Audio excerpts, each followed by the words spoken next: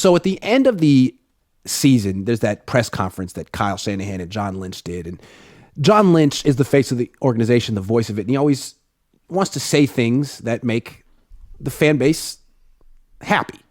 He wants to make, lay out the mission statement for the offseason. And in this one, he said this year, our job now is to find a way to get better. There's challenges to that, but that's what we'll do. And it's kind of one of those throwaway sentences. You always want to get better, but I want to hold them to it. Because a lot of times I feel like the Niners say they try to get better, but really just want to stay the same and prove that they're already the best. So I would like to help John Lynch out and offer some suggestions of ways that the Niners can get better as an organization, not just as a roster, not just a player here or there, but an entire organizational improvement. So my first thing that I would suggest is that they need to scrap their process of starting the season slow. It seems like what they do is kind of coast through the offseason, go real light in training camp, real light in preseason, just get the team to week one healthy. And then they treat the first 4 to 6 weeks of the season as preseason and lose games to teams that they absolutely should not lose to and essentially give away the number 1 seed in September. If you're really on a quest for 6, that quest starts now. It doesn't start in October. You can't turn it on in mid-October. It starts in training camp. And you have to be like the most driven team the entire way. So that's part of it right there. And you got to find a way to stay healthy while doing that. I agree. The reason they ended up on the road in Philly was because of what happened early in the season. In Chicago and Denver. Those games count too. Yeah. Yeah, they lost to 3 teams that didn't make the playoffs before November. Which ones? They lost week 1 to Chicago. They lost week 3 to Denver. And then they lost, week 6, I think, to Atlanta. And Iggy, before Atlanta, hadn't they stayed away from home? Didn't they practice somewhere else? In freaking West Virginia, just so they were really focused and ready for Atlanta. And they lost. And Atlanta sucks. Yeah, they're rebuilding. Yeah. Yes. So those games count. And when you give up those 3 games, it's like a 100-yard dash and you're starting from 120 yards back. Yeah. So that would be one right there. Like I almost feel like the Niners think that that's what they do. It's okay. Let's just get our team to week 1 healthy, and then we'll figure it out from there. We'll find our identity. No, don't do that. You got to hit the ground running. Otherwise, you're not going to make the Super Bowl. You don't want to go back to Philly for the NFC Championship game. The other thing is this quarterback issue. All these quarterbacks getting hurt. I asked John Lynch at this press conference, like, are you going to look into it and try to find ways to make this less of an issue, or is it just a fluke? And he basically said it's nothing we can do. The Niners are no worse at keeping quarterbacks healthy than any other team, and that really it's on the quarterbacks to prove that they can stay healthy. That can't be their attitude. They have to actually be honest that there's something they can do to fix this or make it less of an issue.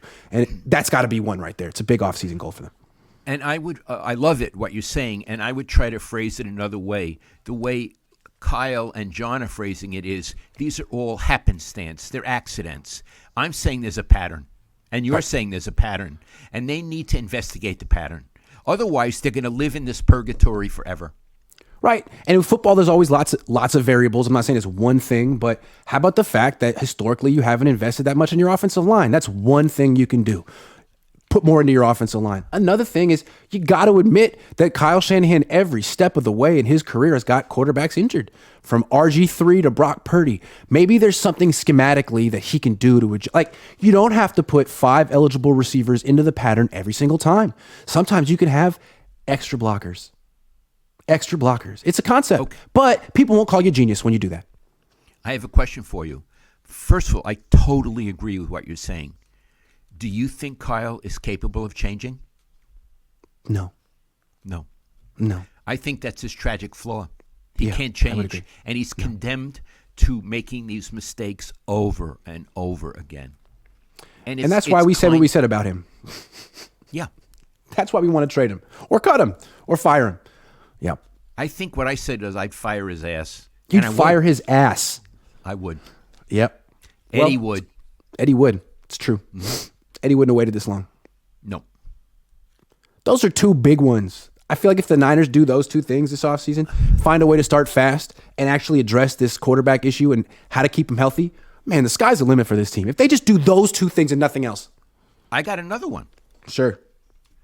I think there should be a senior advisor Oh, on the team that Kyle actually respects.